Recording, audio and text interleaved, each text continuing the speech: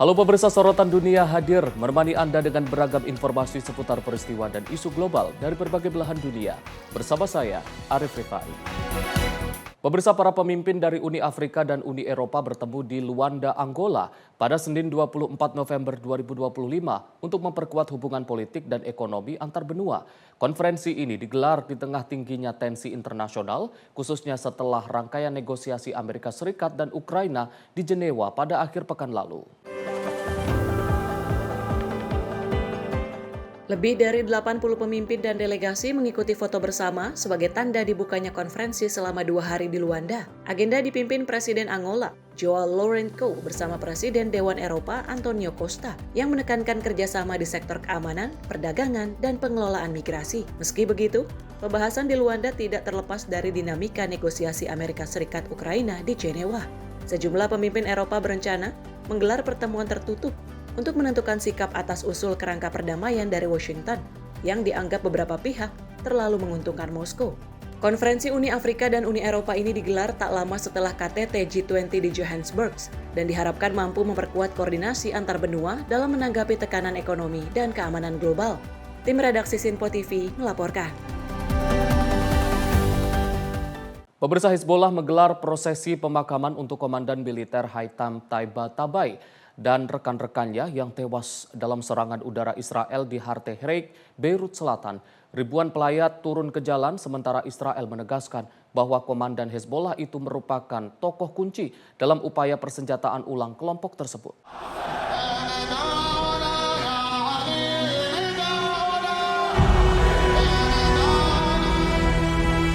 Prosesi pemakaman yang digelar pada Senin pagi 24 November 2025 menampilkan anggota Hezbollah mengusung peti jenazah melalui jalan-jalan yang dipadati warga. Para pelayat mengibarkan foto para pemimpin Hezbollah dan tokoh Iran menunjukkan dukungan massa terhadap organisasi tersebut. Seorang pelayat menyatakan bahwa serangan Israel tidak akan mengusik komitmen mereka terhadap tanah dan juga perlawanan. Sementara pelayat lain menilai upaya Israel melemahkan Hezbollah hanya khayalan dan menyamakan kekuatan Israel dengan sarang laba-laba. Hezbollah juga merilis pernyataan resmi yang menyebut Tabatabai sebagai komandan jihad yang gugur saat membela Lebanon dan juga rakyatnya. Sementara di pihak Israel, Perdana Menteri Benjamin Netanyahu menginformasi bahwa pasukannya menjadi dalang serangan yang menewaskan Tabatabai. Menurut Netanyahu, tokoh tersebut dipandang sebagai arsitek persenjataan ulang Hezbollah yang menyebutnya pembunuh massal yang telah membawa korban warga Israel dan Amerika. Ia menambahkan bahwa Tabatabai masuk dalam daftar buronan Amerika dengan hadiah $5 juta. Sejak akhir tahun lalu, Israel melakukan serangan berulang di Lebanon meski gencatan senjata dengan Hezbollah telah dimulai pada 27 November 2024. Tim redaksi Sinpo TV melaporkan. Pemirsa, puluhan kotak suara dihantar menggunakan pesawat Angkatan Udara Honduras dari pangkalan Hernan Acosta Mejia di Tegucigalpa menuju wilayah terpencil Gracias a Dios. Pengiriman melalui udara dilakukan untuk memastikan seluruh material tiba tepat waktu menjelang pemungutan suara pada 30 November 2025.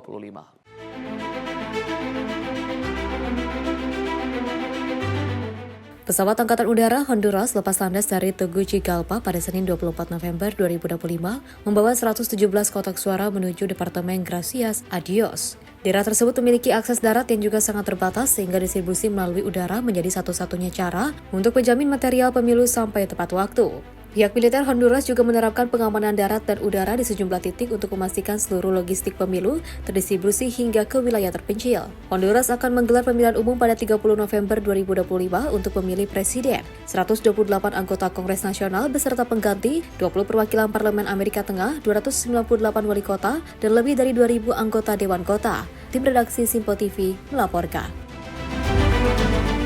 Angkatan Laut India resmi mengoperasikan kapal perang terbaru Insmahe, kapal pertama di kelas anti kapal selam perairan dangkal yang dirancang dan dibangun sepenuhnya di dalam negeri. Upacara peresmian digelar di gelanggang kapal Angkatan Laut di Mumbai dan menandai langkah baru India dalam memperkuat kedaulatan pertahanan maritim. Upacara peresmian Insmahe dipimpin Wakil Panglima Komandan Barat Angkatan Laut India Krishna Swaminathan di Mumbai pada Senin 24 November 2025. Dalam pernyataannya, dirinya menegaskan bahwa pengoperasian Mahe menjadi babak baru dalam upaya India mencapai kemandirian di bidang galangan kapal, senjata, sensor komunikasi, dan juga teknologi peperangan bawah laut. Kepala Staf Angkatan Darat India, Jenderal Upendra Dwivedi, juga hadir sebagai Kepala Angkatan Darat pertama yang mengikuti peresmian kapal perang Angkatan Laut. Dalam pidatonya, Dwivedi menyebut bahwa Mahe sebagai simbol kemampuan India menjaga dominasi di perairan dekat, serta bukti kemampuan dalam merancang dan membangun alutsista kompleks dengan teknologi dalam negeri. Kapal ini dibangun oleh Cochin Shipyard Limited dengan komponen lokal lebih dari 80%. Mahe memiliki panjang 78 meter, bobot sekitar 1.100 ton dan juga dilengkapi senjata diantaranya torpedo penjajak suara, peluncur roket multiperan dan juga rel penabur ranjau. Dengan kecepatan maksimum hingga 25 knot, Mahe masuk dalam deretan kapal cepat India yang dirancang untuk operasi anti kapal selam di perairan dangkal. Tim redaksi Simpo TV melaporkan. Kita beralih ke informasi lain, pemirsa. Gunung Kilauea di Hawaii kembali meletus pada Minggu 23 November 2025 pagi. Ini menjadi letusan ke-37 sejak Desember 2024. Lembaga Geologi Amerika Serikat mengeluarkan status peringatan penerbangan oranye.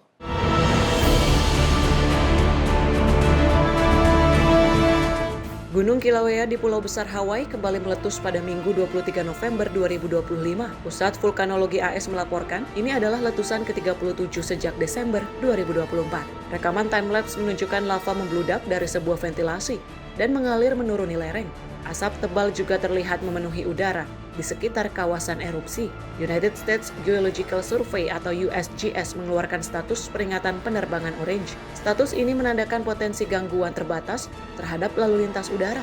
USGS menyatakan erupsi dimulai pada Jumat 21 November dan diperkirakan bertahan hingga Selasa 25 November 2025. Kilauea yang terletak di pantai tenggara Big Island dikenal sebagai salah satu gunung api termuda dan paling aktif di dunia. Letusan terakhir sebelum ini terjadi pada 9 November 2025. Sejak fase aktivitasnya dimulai pada 23 Desember 2024, Kilauea menunjukkan pola erupsi pendek yang berlangsung sekitar 1 hari, disertai jeda selama beberapa hari sebelum aktivitas kembali muncul. Meski lava dan asap terlihat jelas, otoritas menyatakan tidak ada ancaman langsung terhadap permukiman, namun publik diimbau tetap waspada terhadap kualitas udara dan perkembangan aktivitas gunung api. Tim redaksi Simpo TV melaporkan.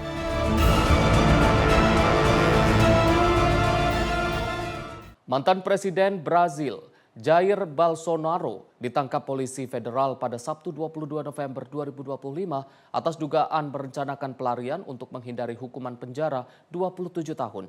Penangkapan ini membedah kembali polarisasi politik Brasil di tengah proses hukum yang telah berlangsung selama setahun terakhir.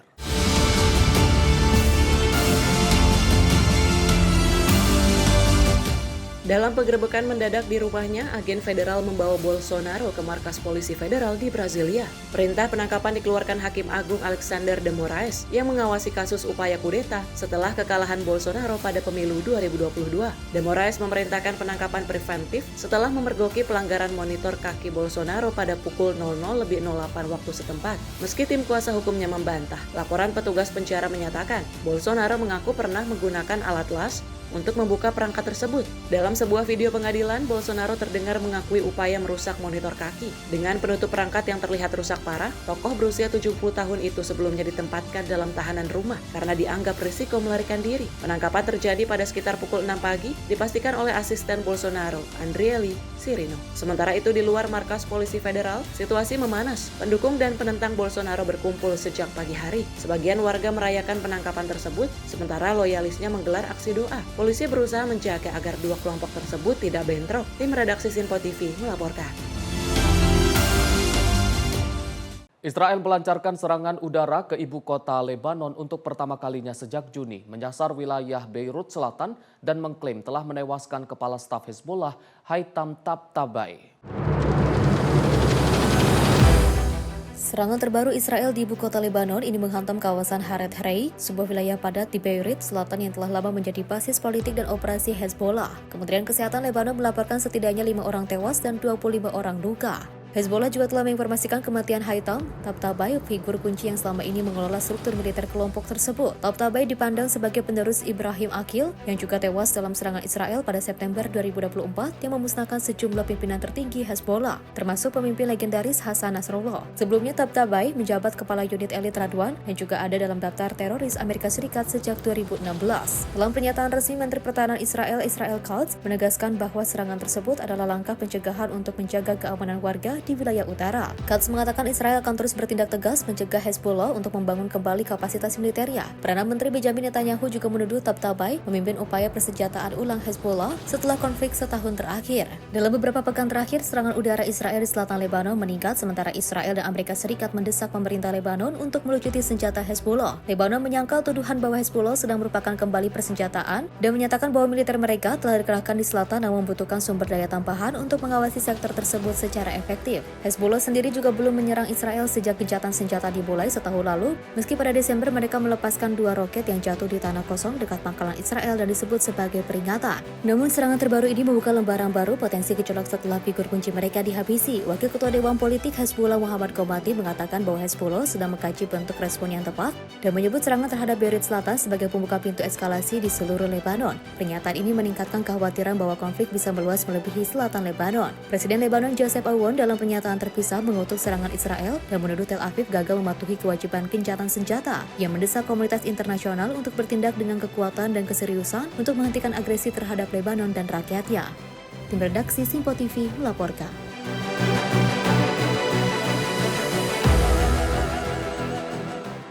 Mali mulai menerima pasokan bahan bakar setelah mengalami krisis panjang. Lebih dari 80 tangki BBM dari Niger tiba di Bamako untuk meredakan kelangkaan yang melanda negara tersebut. Kedatangan konvoi ini diharapkan memulihkan aktivitas publik, transportasi hingga pasokan listrik. Sebuah konvoi besar terdiri dari lebih dari 80 tangki bahan bakar tiba di Bamako, Mali pada Minggu 23 November 2025. Konvoi ini menempuh perjalanan sejauh hampir 1.400 km dari Niger. Rekaman memperlihatkan truk tangki masuk ibu kota dengan pengawalan ketat pasukan militer AS. Menteri Industri dan Perdagangan Mali Moussa Alassane Diallo menyebut pengiriman ini bukti solidaritas. Ia mengatakan Presiden Niger memberikan 82 tangki solar dan bensin sebagai bantuan darurat. Menurutnya, masalah Mali juga menjadi masalah Niger. Pasokan selanjutnya akan didistribusikan ke SPBU di Bamako dan wilayah prioritas lain, termasuk layanan publik, transportasi, serta generator listrik. Pengiriman ini menjadi bagian dari upaya negara-negara AS untuk menguatkan ketahanan energi dan kerjasama ekonomi. Harga BBM di Bamako melonjak lebih dari 500% akibat blokade, dari $25 menjadi $130 per liter. Waktu nyala listrik juga turun drastis, dari 19 jam menjadi hanya 6 jam per hari di wilayah perkotaan. Krisis ini diperparah oleh serangan dan blokade yang diduga dilakukan militan Jenin terhadap konvoi BBM dari negara tetangga, sehingga mengacaukan pasokan dan layanan esensial. Pasokan baru ini diharapkan dapat mengurangi tekanan energi dan memulihkan aktivitas masyarakat di Mali. Tim redaksi Simpo TV melaporkan. Pemirsa, informasi selengkapnya akan kami hadirkan usai jeda. Tetaplah bersama kami di Sorotan Dunia.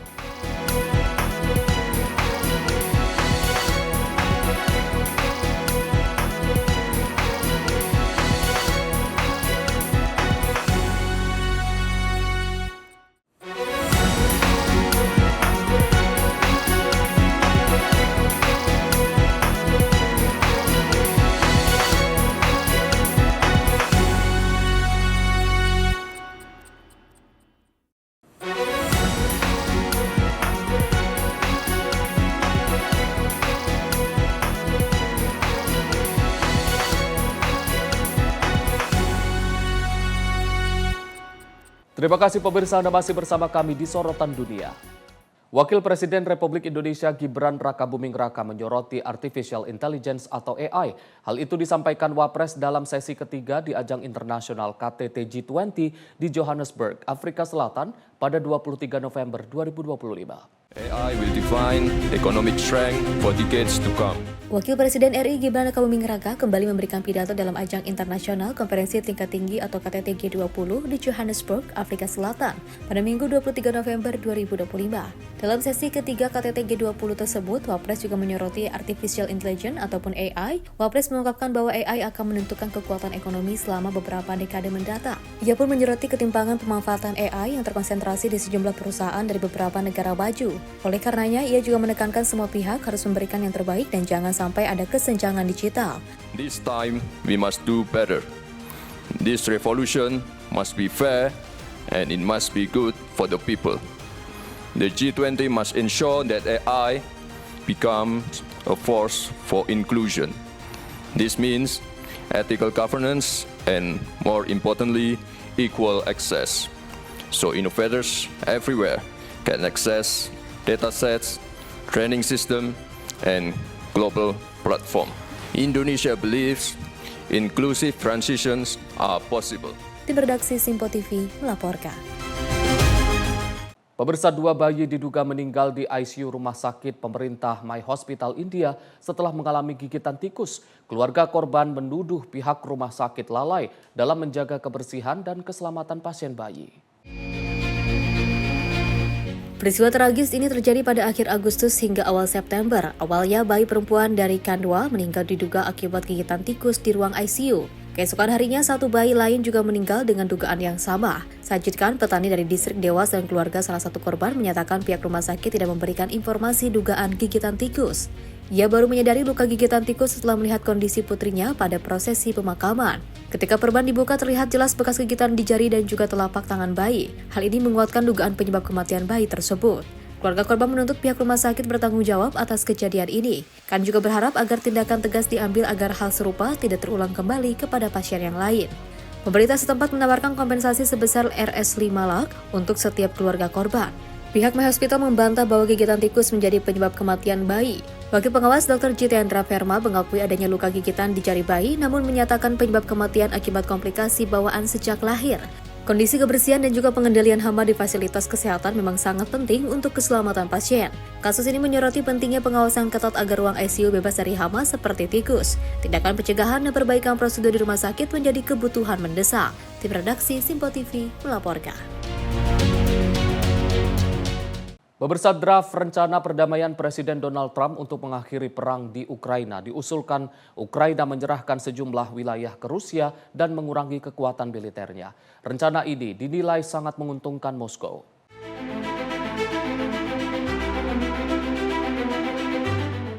Draft yang merupakan hasil pembahasan awal antara Washington dan juga Moskow itu menyarankan agar Ukraina melepas wilayah Donbas bagian timur kepada Rusia. Langkah ini diperkirakan akan ditolak Presiden Volodymyr Zelensky yang juga sebelumnya menentang gagasan konsensi teritorial apapun kepada Kremlin.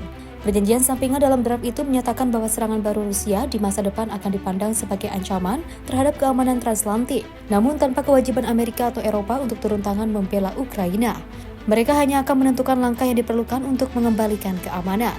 Trump juga diduga mendorong penyelesaian cepat, namun usul ini beresiko memperlebat jurang antara dirinya dan para pemimpin Eropa, yang mengkhawatirkan bahwa Kremlin akan dianggap mendapat hadiah atas agresi militernya.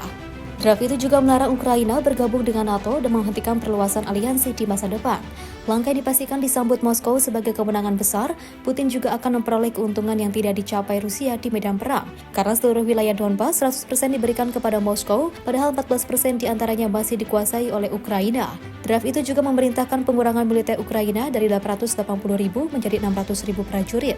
Selain itu, rancangan tersebut membuka peluang pencabutan sanksi terhadap Rusia dan memungkinkan Moskow kembali ke forum G8 yang ditinggalkan sejak aneksasi Crimea pada 2014. Tim redaksi Simpo TV melaporkan.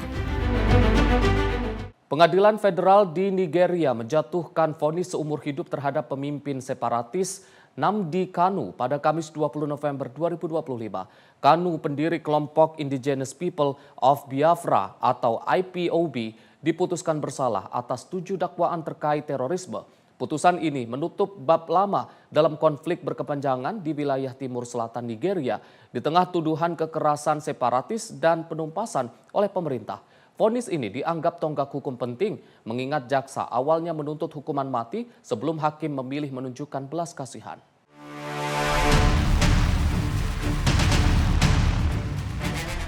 Nnamdi Kanu selama ini memimpin IPOB, kelompok yang menuntut pembentukan negara Biafra baru di wilayah timur selatan Nigeria.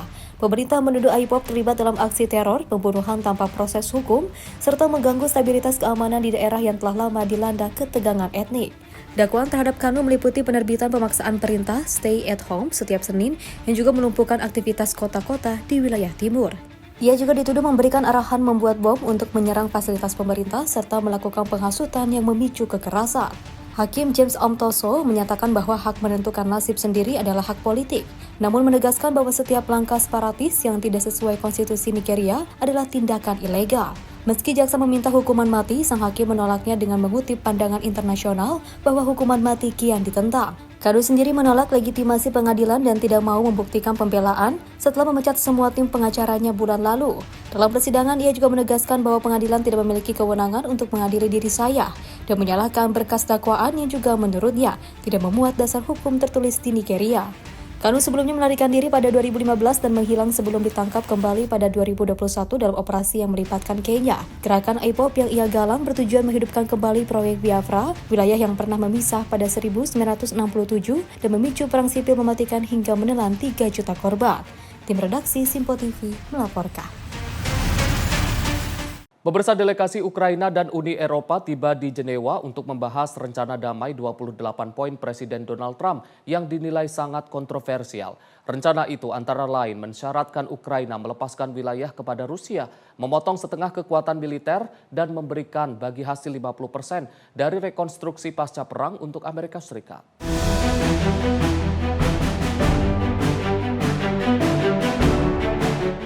Inilah rekaman yang memperlihatkan kendaraan diplomatik tiba di kawasan misi Amerika Serikat di Geneva, termasuk di Hotel Intercontinental, tempat delegasi Ukraina bertemu dengan penasihat keamanan nasional dari aliansi E3, yakni Perancis, Inggris, dan juga Jerman. Draft rencana damai 28 poin yang diajukan pemerintah Trump dikabarkan meminta Ukraina untuk menyerahkan sejumlah wilayah kepada Rusia, mengurangi setengah kekuatan militer, serta memberikan Amerika Serikat bagi hasil sebesar 50% dari rekonstruksi pasca perang. Syarat-syarat ini memicu kekhawatiran di Kiev dan juga sejumlah ibu kota Eropa. Presiden Rusia Vladimir Putin menegaskan telah meninjau dokumen tersebut dan menyatakan kesiapan bernegosiasi, namun hanya setelah adanya pembahasan substantif terkait dengan persyaratannya. Delegasi Ukraina dipimpin Kepala Staf Presiden Andriy Yermak, sementara Menlu Marco Rubio mewakili pemerintah Trump. Wakil di Eropa berupaya memasukkan batasan sikap Eropa ke dalam kerangka negosiasi, mengingat mereka menilai proses penyusunan rancangan awal sangat meminggirkan peran Eropa. Presiden Trump sebelumnya mengisyaratkan ada batas waktu hingga Kamis 27 November 2025 untuk menjawab usulan itu, namun kemudian menegaskan rencana tersebut bukan penawaran terakhir.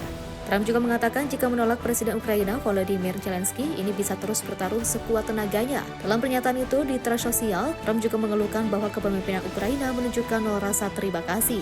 Tim redaksi Simpo TV melaporkan.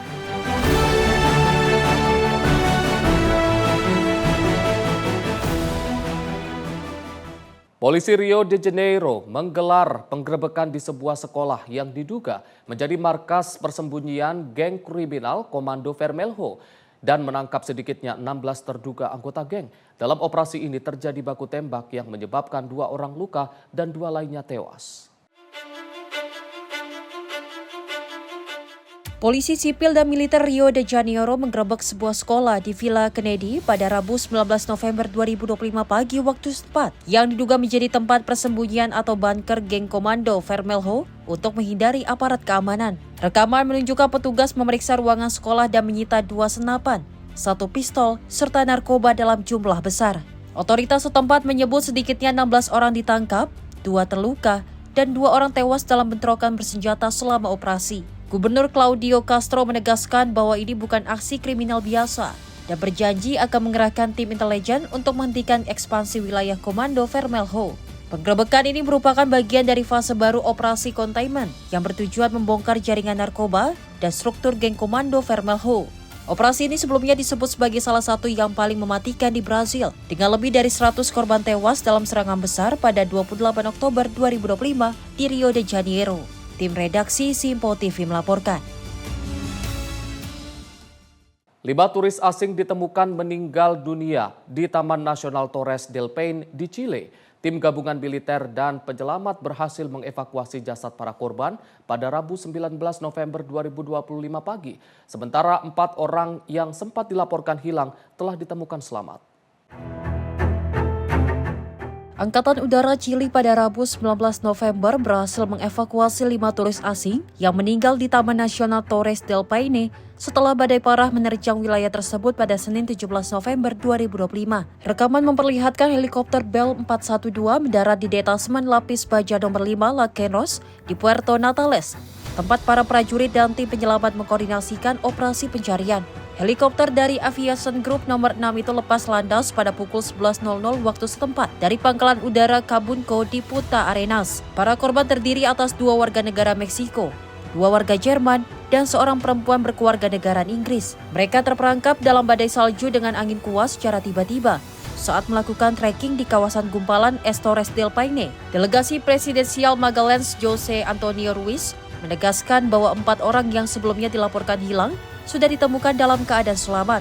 Hingga saat ini tidak ada laporan kehilangan tambahan. Tim redaksi Simpo TV melaporkan. Pemirsa, retorika Presiden Donald Trump terhadap Presiden Ukraina Volodymyr Zelensky dan Presiden Rusia Vladimir Putin terus bergeser sejak ia kembali menjabat pada 2025.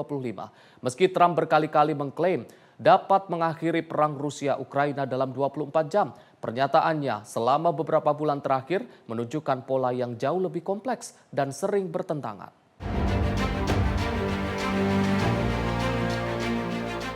Pada awal masa jabatan keduanya pada Januari, Trump menampilkan sikap yang cenderung lembut terhadap Vladimir Putin, sebuah garis kebijakan yang konsisten dengan kekagumannya yang sudah lama diperlihatkan terhadap pemimpin Rusia itu. Namun seiring berjalannya waktu, Trump mulai menunjukkan ketidakpuasan yang semakin meningkat terhadap Putin, terutama ketika pembicaraan damai mandek di tengah ketegangan baru di medan tempur. Sementara itu hubungan Trump dengan Presiden Ukraina Volodymyr Zelensky mengalami gelombang naik turun. Setelah perseteruan terbuka di ruang oval pada Februari, Trump berangsur-angsur melunakkan tonnya, menunjukkan bahwa ia mulai merevisi penilaiannya atas Ukraina. Bahkan, selama musim gugur, pemerintahannya menampakkan sikap yang lebih tegas terhadap Moskow, termasuk menjatuhkan sanksi tambahan dan menyatakan bahwa Ukraina dapat merebut kembali semua wilayahnya. Pergeseran tajam itu kontras dengan seruan Trump sebelumnya yang mendesak Kiev untuk membuat konsensus teritorial demi mengakhiri perang. Namun perubahan ini tidak bertahan lama. Memasuki akhir November, Trump kembali mendorong rencana damai yang dinilai menguntungkan Rusia, sebuah usulan yang digambarkan beberapa senator Demokrat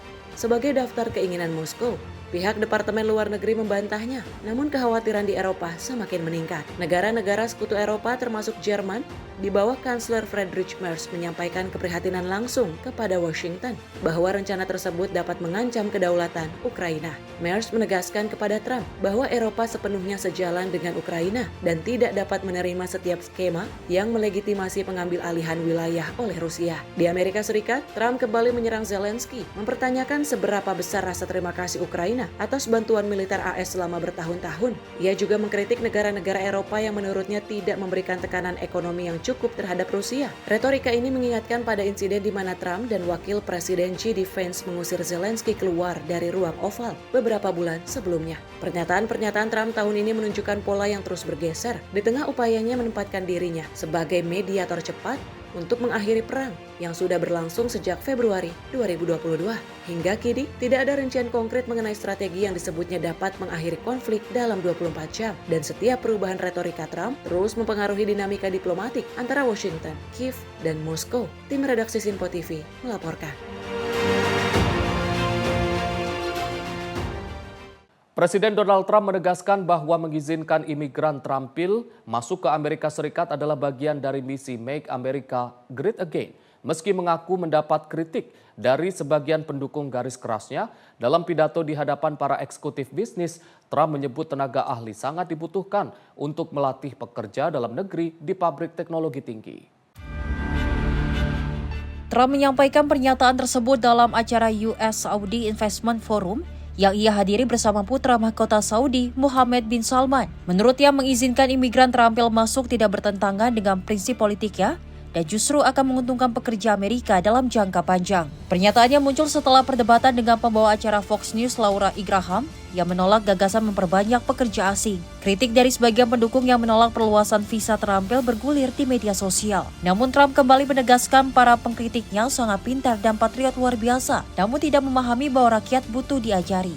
Trump juga menyampaikan bahwa industri teknologi canggih yang memproduksi komputer, ponsel, dan misil membutuhkan keterampilan khusus yang tidak dapat dipenuhi secara instan. Tim redaksi Simpo TV melaporkan. Pemirsa, mantan Wakil Presiden Dick Cheney dimakamkan di Washington National Cathedral, memperpanjang daftar tokoh besar Amerika Serikat yang pernah diperingati di rumah ibadah bersejarah ini, tempat di mana tradisi sipil dan sakral bertemu dalam cerita bangsa.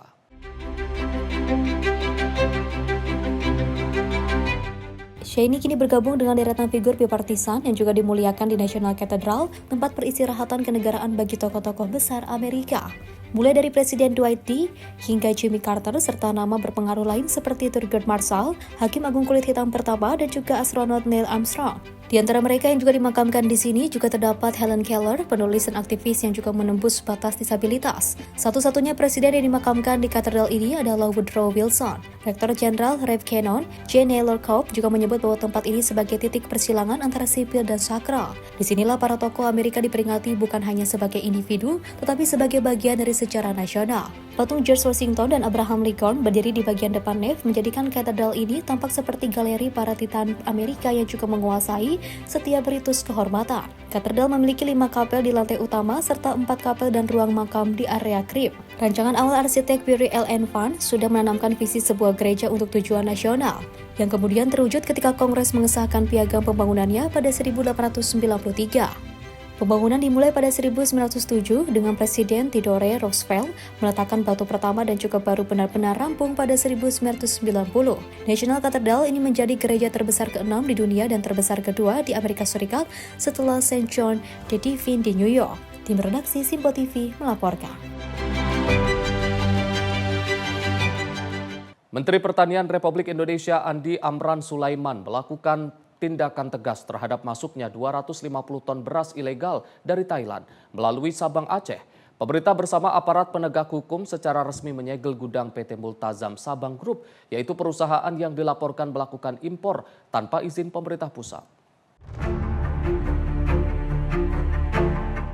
Pemerintah menyegel gudang PT Multazam Sabang Group setelah ditemukan 250 ton beras ilegal dari Thailand yang masuk tanpa izin pusat. Kementerian Pertanian mengungkap kasus beras 250 ton masuk wilayah RI tanpa izin dari pemerintah pusat alias ilegal. Dan kejadian ini terjadi di Sabang Aceh pada Minggu 23 November 2025. Menteri Pertanian RI Andi Amran Sulaiman bergerak cepat usai menerima laporan, berkoordinasi dengan Kapolda, Kabareskrim, dan juga Pangdam untuk menghentikan aktivitas serta menelusuri pihak yang terlibat. Hal tersebut disampaikan Mentan di Kalibata, Jakarta Selatan. Mentan juga menegaskan impor diduga telah direncanakan tanpa persetujuan pemerintah, sementara Presiden Prabowo Subianto melarang impor karena stok nasional mencukupi. Bapak Presiden sudah menyampaikan bahwa tidak boleh impor karena stok kita banyak. Ya, seluruh warga negara Indonesia, apalagi aparat atau pegawai seluruh Indonesia harus patuh pada perintah Panglima tertinggi, perintah Bapak Presiden.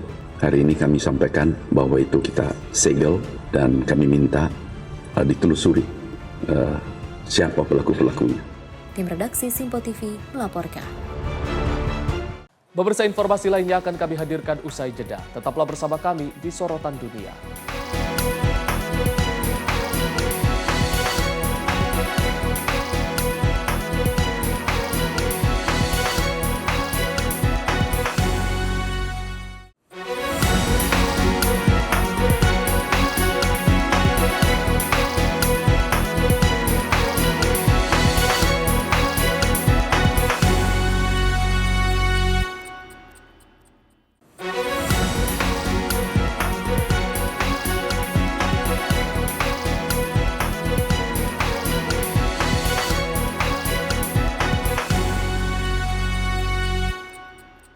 Pemirsa, Anda kembali menyaksikan Sorotan Dunia.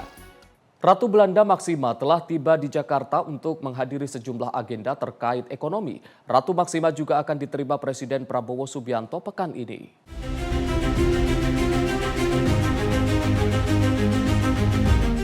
Ratu Belanda Maxima telah tiba di Jakarta untuk menghadiri sejumlah agenda terkait ekonomi. Ratu Maxima juga akan diterima oleh Presiden Prabowo Subianto pada pekan ini. Ratu Maxima dengan penerbangan komersil KLM 809 tiba di Bandara Internasional Soekarno-Hatta Tangerang pada Senin malam. Setibanya di gedung VIP Bandara Soekarno-Hatta, Ratu Maksima disambut oleh Kepala Eksekutif Kepala PPK OJK, Friederike Widiasari Dewi dan Duta Besar Belanda untuk Indonesia, Mark Harrison. Selain itu, Ratu Maksima turut disambut oleh pasukan jajar kehormatan yang menandai dimulainya secara resmi kunjungan kerja di Indonesia yang berlangsung 24 hingga 27 November 2025.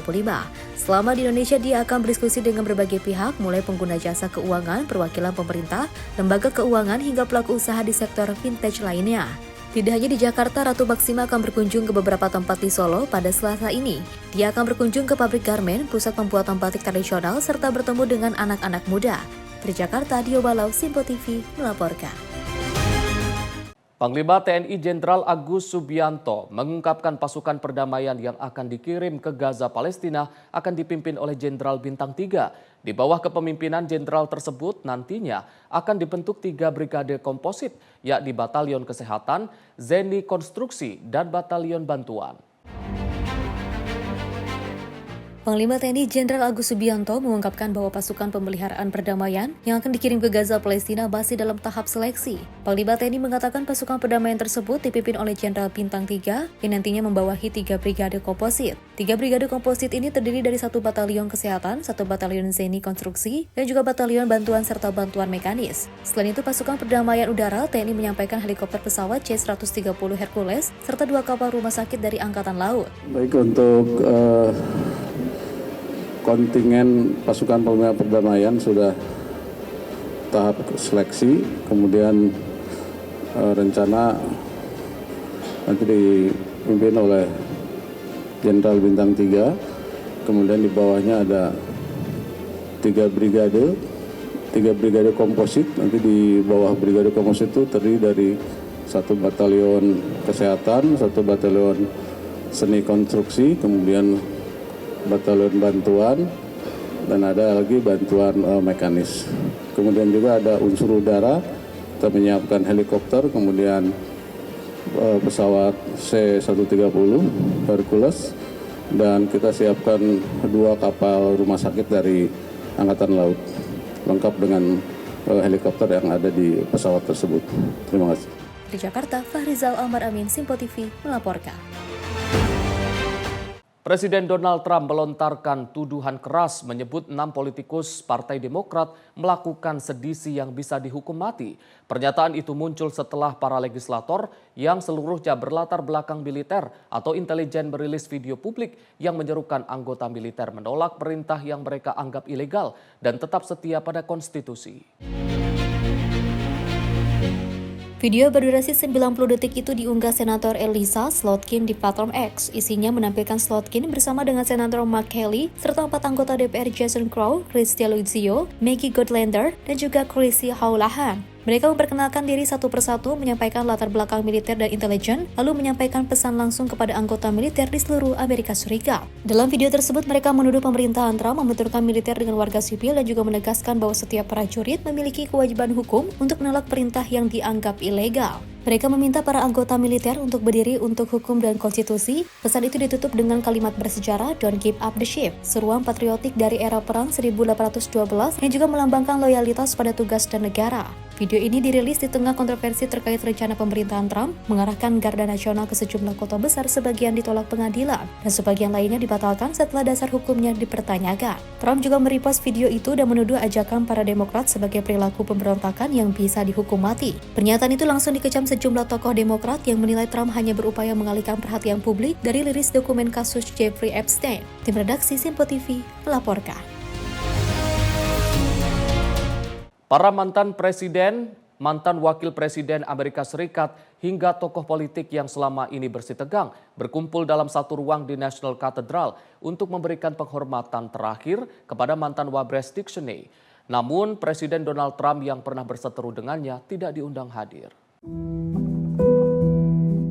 Sejumlah tokoh terkemuka memadati Washington National Cathedral dalam upacara peringatan Dick Cheney, sosok yang dikenal sebagai wapres berpengaruh namun juga polarisatif. Di antara yang hadir, 2 mantan Presiden George Bush dan juga Joe Biden. Bush menyampaikan eulogi menyentuh untuk wakilnya selama 8 tahun, menyebut Cheney sebagai solid and reliable, dengan talenta dan juga kendali diri yang melampaui egonya, serta sosok yang cerdas dan rapi tanpa sikap berlebihan. Bos menegaskan Shahini adalah figur tenang yang menguasai pemerintahan di balik layar dan orang yang dipercayainya mampu untuk mengisi kursi presiden tanpa didorong ambisi pribadi. Joe Biden yang juga pernah menyebut Shahini wapres paling berbahaya dalam sejarah Amerika, kini hadir untuk menghormati komitmen Shahini terhadap keluarga dan nilai-nilainya. Liz Cheney, putri tertua yang juga mantan anggota Kongres, menyampaikan pidato yang menyinggung secara politik keluarganya tanpa menyebut Trump secara langsung. Ia juga mengingatkan ajaran ayahnya bahwa ketika dihadapkan pada pilihan membela negara atau partai, negara harus didahulukan. Di akhir pidato, Liz mengisahkan saat-saat menjelang wafat sang ayah, mengingat dirinya pada awan berbentuk malaikat yang ia lihat sebelum nafas terakhir Shahini. Tim redaksi Simpo TV melaporkan.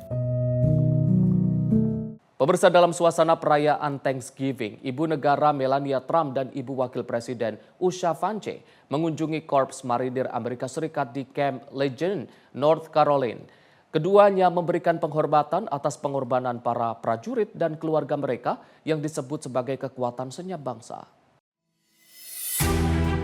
Kunjungan tersebut menjadi perjalanan pertama Melania Trump dan Usha Vance di luar Washington sejak menjabat, di mana mereka disambut sekitar 1.600 marinir dan keluarga di Marine Corps Air Station New River. Melania Trump menyampaikan bahwa bangsa terus mengingat dan menghargai pengabdian mereka, terutama saat liburan. Dalam pidatonya, Melania menekankan pentingnya teknologi terkait artificial intelligence bagi pertahanan, menyebut bahwa AI akan mengubah perang lebih dalam dari teknologi manapun sejak senjata nuklir. Ia juga mengatakan peran manusia dalam operasi militer sedang bergeser dari operator menuju pengawas. Trump dan Vance juga mengenang peringatan 250 tahun Korps Marinir. Usha Vance menyebut keluarga militer sebagai teladan bagi bangsa. Dalam kunjungan ke sekolah di Camp Lejeune, keduanya berdiskusi dengan para pelajar tentang AI, menyaksikan proyek penelitian siswa, dan membantu anak-anak kecil membuat kerajinan turkey dari kertas karton dan lem.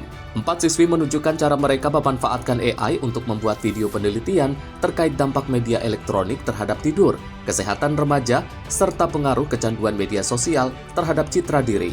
Keduanya juga mengunjungi ruang kelas TK dan kelas 1 di Delalio Elementary School. Melania terlihat menyapa seorang anak perempuan dengan pujian beautiful yang mengenakan pita patriotik, tanda salah satu orang tuanya sedang bertugas. Tim redaksi Simpo TV melaporkan.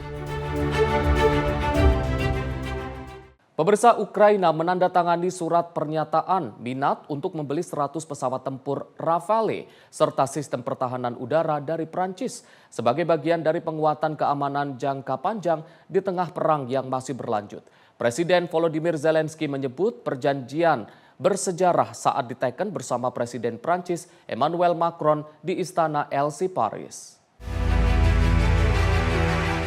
Zelensky mengumumkan rencana pengadaan 100 jet tempur Rafale, pesawat canggih milik Prancis, yang dikenal dengan manuver dan kemampuannya dalam misi multiperan. Ia juga mengkonfirmasi Ukraina akan menerima 8 sistem pertahanan udara Sampit, setiap unit dengan 6 peluncur, serta radar generasi terbaru. Perjanjian ini akan berjalan selama 10 tahun, mulai 2026, dan melibatkan pengiriman drone, bom pintar, sistem intersepsi drone, dan program produksi, serta pelatihan untuk Ukraina. Presiden Macron menyebutnya sebagai langkah baru dalam kemitraan Prancis-Ukraina, menegaskan Rafale akan dikirim dengan persenjataan penuh dan dukungan operasional lengkap. Pemerintah Prancis menjelaskan bahwa produksi Rafale baru dapat dipercepat sehingga tak mengganggu pengiriman untuk negara pembeli lain. Pelatihan pilot Rafale diperkirakan membutuhkan 3 tahun sebelum siap bertugas. Sementara itu, para pejabat di Paris menyatakan sistem Sampit terbukti lebih efektif menangkal serangan misil Rusia dibandingkan Patriot buatan Amerika Serikat, sesuai evaluasi operasi di lapangan beberapa bulan terakhir. Tim redaksi Simpo TV melaporkan.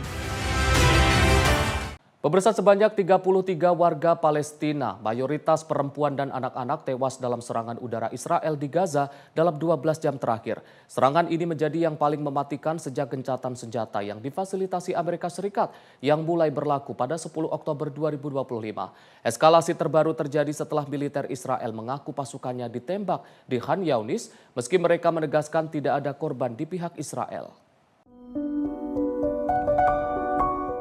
Di wilayah Khan Younis, 4 serangan udara yang juga menghantam kompleks tenda pengungsi pada Rabu malam dan Kamis dini hari, menewaskan 17 orang termasuk 5 perempuan dan 5 anak. Pejabat rumah sakit Nasser menyebut korban berasal dari berbagai tenda di area pengungsian. Sementara itu di Gaza City, 2 serangan udara terhadap sebuah bangunan menewaskan 16 orang, termasuk 7 anak dan 3 perempuan. Jasad para korban kemudian dievakuasi ke rumah sakit Al-Shifa di bagian utara kota, dan kelompok Hamas mengutuk serangan ini sebagai pembantaian yang mengejutkan dan membantah klaim Israel bahwa ada tembakan yang dilepaskan ke arah pasukan Israel di Khan Younis. Puluhan warga berkumpul mengiringi jenazah untuk disolatkan di rumah sakit Nasser. Militer Israel menyatakan serangan mereka menargetkan 2 anggota Hamas, seorang komandan unit naval, dan seorang pejabat terowongan di Khan Younis.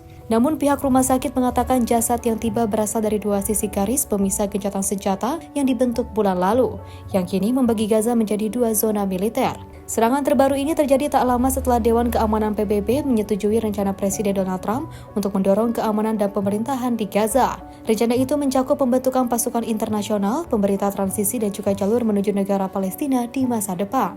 Namun Hamas menolak rencana tersebut, menyebut mandat keamanannya memihak Israel dan menghilangkan netralitas. Sejak gencatan senjata dimulai, serangan Israel memang menurun namun belum sepenuhnya berhenti. Kementerian Kesehatan Gaza melaporkan lebih dari 300 orang tewas sejak trust diberlakukan, sementara masing-masing pihak saling menyalahkan atas pelanggaran perjanjian termasuk soal bantuan kemanusiaan dan pengembalian sandera ke Israel. Tim redaksi Simpo TV melaporkan.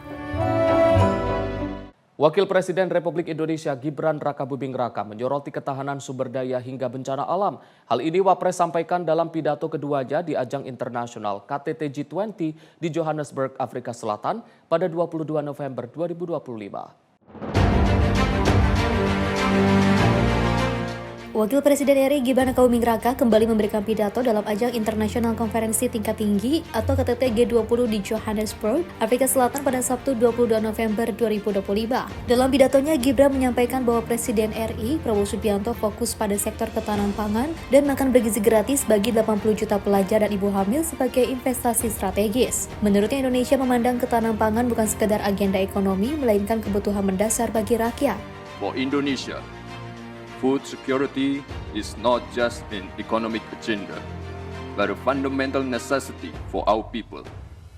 For that reason, the President of Indonesia is focusing on the food security and free nutritious meals for 80 million students and pregnant women as strategic investment. That promotes the use of local products, empowering farmers and livestock breeders, while expanding economic activity in many areas. Dalam pidato keduanya, itu pun Wapres Gibran menyoroti soal bencana akibat tindakan manusia dengan contoh konflik kemanusiaan di wilayah Gaza hingga Ukraina. Lebih lanjut, Wapres menyampaikan bahwa dunia tidak boleh membiarkan dan menormalisasikan penderitaan manusia yang sebenarnya bisa dicegah. Tim redaksi Simpo TV melaporkan. Pemirsa, mantan Presiden Universitas Harvard dan juga Menteri Keuangan Amerika Serikat Larry Summers mengumumkan akan mundur dari kegiatan publik setelah email yang menunjukkan hubungannya dengan Jeffrey Epstein terungkap. Email tersebut menunjukkan Summers menjaga hubungan ramah dengan Epstein meski financier tersebut telah dinyatakan bersalah atas pelanggaran seksual terhadap anak-anak pada 2008. Summers menyatakan akan terus mengajar dan berjanji untuk memulihkan kepercayaan dan memperbaiki hubungan dengan orang terdekatnya. Ia mengakui penyesalannya dan mengambil tanggung jawab penuh atas keputusannya untuk terus berkomunikasi dengan Epstein. Summers telah berhenti dari kegiatan publik di beberapa organisasi, termasuk fellowship di Center for American Progress dan keanggotaan di Budget Lab Yale. Sementara itu, statusnya di Dewan Direksi OpenAI belum jelas. Pengumuman tersebut datang hari-hari setelah Presiden Donald Trump mengumumkan akan meminta Kejaksaan Agung dan FBI menyelidiki hubungan Summers dengan Epstein bersama beberapa tokoh terkenal lainnya. Summers sebelumnya menjabat sebagai Menteri Keuangan 1999 hingga 2001 di bawah Presiden Clinton dan Presiden Harvard 2001 hingga 2006. Mahasiswa Harvard menyebut hubungannya dengan Epstein menyedihkan dan membuktikan lingkungan politik yang kompleks di Amerika saat ini. Senator Demokrat Elizabeth Warren menyarankan Harvard memutus hubungan dengan Summers, menyebutnya tidak dapat dipercaya untuk mengajar mahasiswa. Tim redaksi Simpo TV melaporkan. Pemirsa, Menteri Koordinator Bidang Perekonomian Airlangga Hartarto menyampaikan bahwa sejumlah negara tertarik menjalin kerjasama strategis dengan Indonesia di berbagai sektor. Beberapa negara akan merencanakan kunjungan resmi ke Indonesia dalam menindaklanjuti peluang kerjasama tersebut. Menteri Koordinator Bidang Perekonomian Erlangga Hartarto di sela rangkaian KTT G20 Afrika Selatan di Johannesburg pada 22 November waktu setempat menyampaikan bahwa sejumlah negara menunjukkan minat menjalin kemitraan strategis dengan Indonesia di berbagai sektor, yakni Angola dan juga Ethiopia yang ingin memperkuat kerjasama di bidang pertanian dan dijadwalkan melakukan kunjungan resmi ke Indonesia pada 2026 untuk menindaklanjuti ketertarikan tersebut. Selain Afrika, Finlandia juga tertarik menanamkan investasi di Indonesia, khususnya pada industri data center yang mendukung transformasi digital. Bidang lain, Indonesia menandatangani MOU antara PT Dahana dan juga Rainier Metal untuk pembangunan fasilitas bahan peledak. Investasi di sektor energi hulu migas senilai 2,6 miliar dolar Amerika Serikat juga tengah dibahas antara Pertamina dengan mitra. Terkait dengan pertemuan bilateral tadi baik dari Angola maupun Ethiopia itu menyatakan keinginan untuk berkunjung ke Indonesia dan tadi disampaikan mungkin pada kesempatan pertama di tahun depan mereka ingin berkunjung ke Indonesia dan tadi karena sudah ada minat mereka untuk sektor tertentu termasuk pertanian, nanti menteri terkait kami akan sampaikan kepada Bapak Presiden untuk bisa berkunjung lebih dulu agar bisa memperdalam keinginan kerjasama berbagai negara. Salah satunya kalau di Ethiopia, beberapa investor Indonesia sudah masuk di sana, 5-6 perusahaan dan tentunya mereka juga membutuhkan support dari Indonesia, terutama untuk di sektor agriculture dan juga sektor-sektor yang mereka sangat butuhkan, yaitu derivatif daripada kelapa sawit. KTT G20 kali ini berfokus pada 3 sesi utama, yakni ekonomi berkelanjutan dan keuangan global, pembangunan dunia yang tangguh termasuk perubahan iklim, transisi energi berkeadilan, dan sistem pangan, serta isu pekerjaan layak, tata kelola kecerdasan buatan, dan pengolahan mineral kritis yang menjadi perhatian Indonesia. Tim redaksi Simpo TV melaporkan. Sejumlah negara yang hadir pada konferensi tingkat tinggi KTT G20 tertarik menjalin kemitraan strategis di berbagai sektor dengan Indonesia. Angola dan Ethiopia merupakan 2 negara Afrika yang ingin memperkuat kerjasama di bidang pertanian.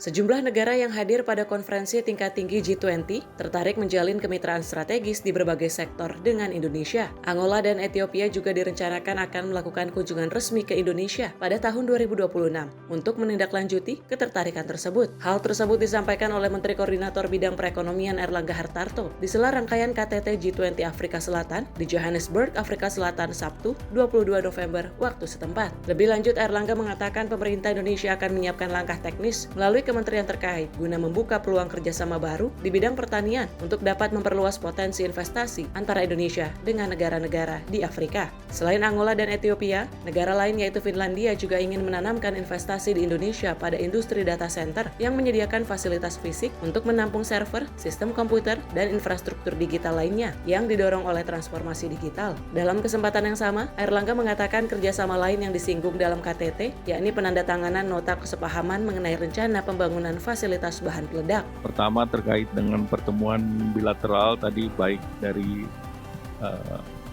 Angola maupun Ethiopia itu menyatakan keinginan untuk berkunjung ke Indonesia dan tadi disampaikan mungkin pada kesempatan pertama di tahun depan mereka ingin berkunjung ke Indonesia dan tadi karena sudah ada minat mereka untuk sektor tertentu termasuk pertanian. Nanti menteri terkait kami akan sampaikan kepada Bapak Presiden untuk bisa berkunjung lebih dulu agar bisa memperdalam keinginan kerjasama berbagai negara.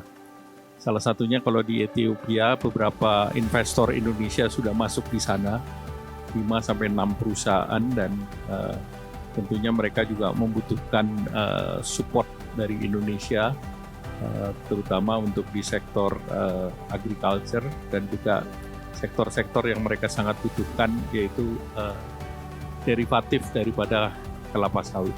Negara lain yang seperti Finlandia, kita tahu itu negara dengan teknologi tinggi, mereka berminat untuk masuk di dalam data center dan juga untuk yang terkait dengan telekomunikasi. Kemudian juga beberapa negara lain juga menginginkan agar kerjasama dengan Indonesia untuk terus ditingkatkan, terutama dari segi ekonomi. Diketahui KTT G20 berfokus pada 3 sesi utama yang membahas berbagai tantangan global. Sesi pertama akan membahas isu ekonomi berkelanjutan, peran perdagangan dan keuangan dalam pembangunan, serta masalah utang di negara-negara berkembang. Dari Johannesburg, Afrika Selatan, Gio Malau, Senpo TV melaporkan. Pemirsa, informasi tadi sekaligus menutup perjumpaan kita dalam Sorotan Dunia edisi kali ini. Saya Arif Rifai, mewakili seluruh kru yang bertugas mengucapkan terima kasih atas kebersamaan Anda. Sampai jumpa.